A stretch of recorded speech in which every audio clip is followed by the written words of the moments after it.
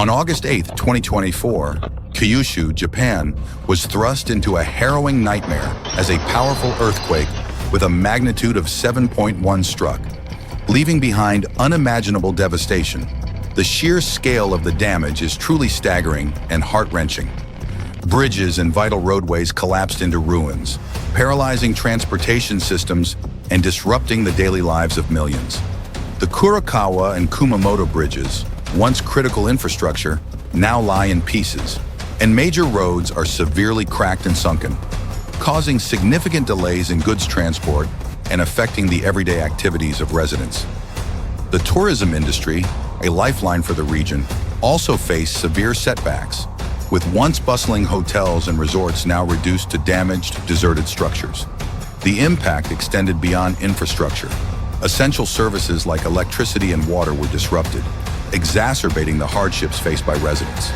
Hospitals and schools were either closed or operating under emergency conditions, and many families lost their homes entirely, leading to overcrowded temporary shelters and a humanitarian crisis. With over 45 lives lost and around 200 injured, the pain and loss are palpable.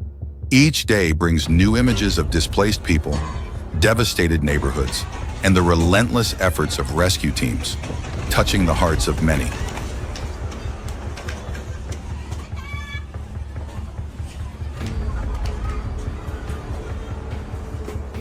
Japan is one of the most seismically active regions in the world due to its location at the junction of several tectonic plates. The country has experienced numerous devastating earthquakes throughout its history. Great Kanto earthquake, 1923. This catastrophic earthquake struck the Kanto region, including Tokyo and Yokohama, with a magnitude of approximately 7.9. It caused immense destruction, killing over 140,000 people and leaving hundreds of thousands homeless. The earthquake led to widespread fires and infrastructural collapse.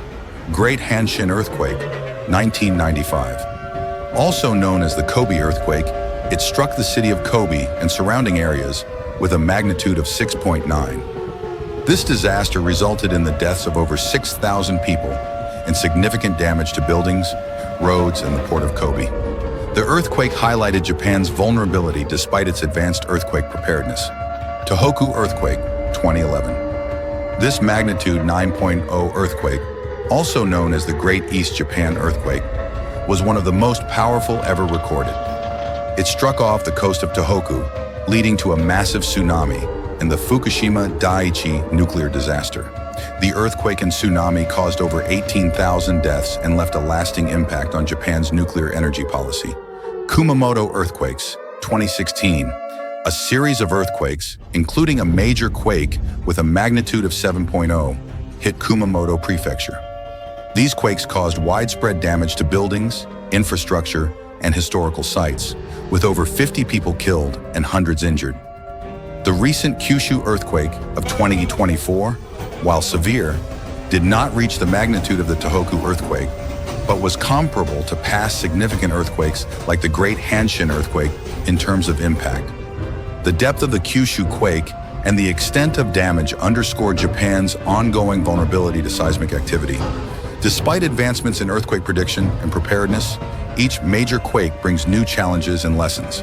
In comparison, the Great Kanto earthquake remains one of the deadliest, highlighting the potential for extreme destruction when an earthquake hits a densely populated area. The Kumamoto earthquakes, more recent in history, show a similar pattern of extensive damage, but with a more localized impact compared to the broader devastation of the Tohoku quake.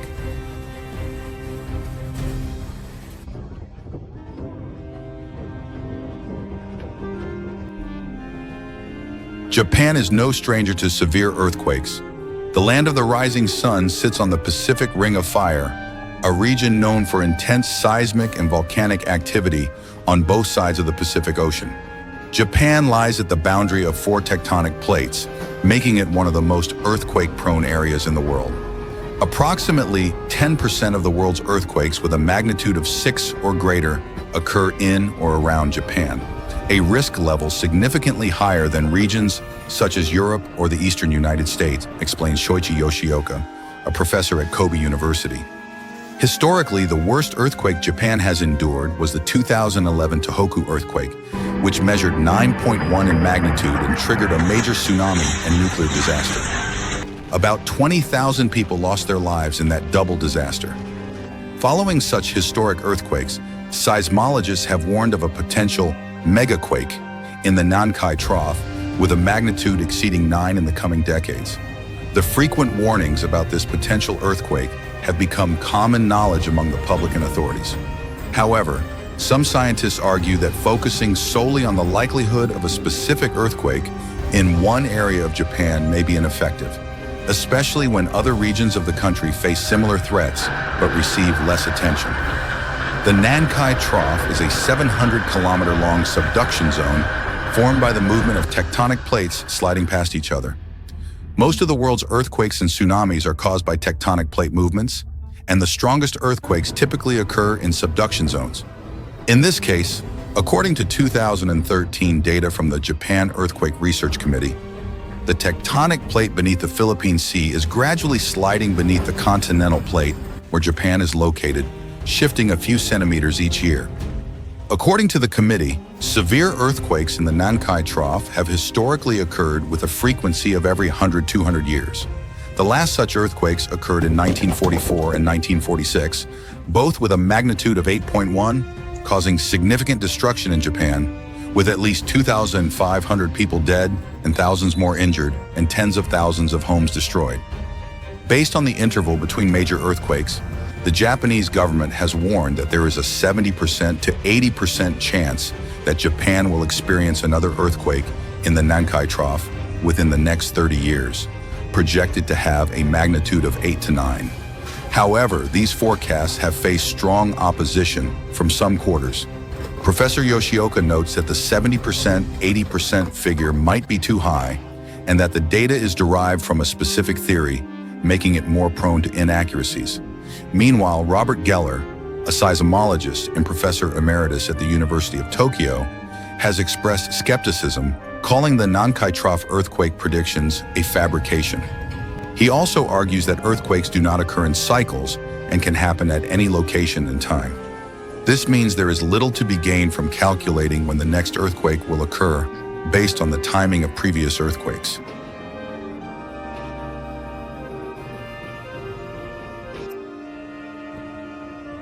Despite some scientists' objections, the Japanese public has never grown weary of preparing for potential major earthquakes.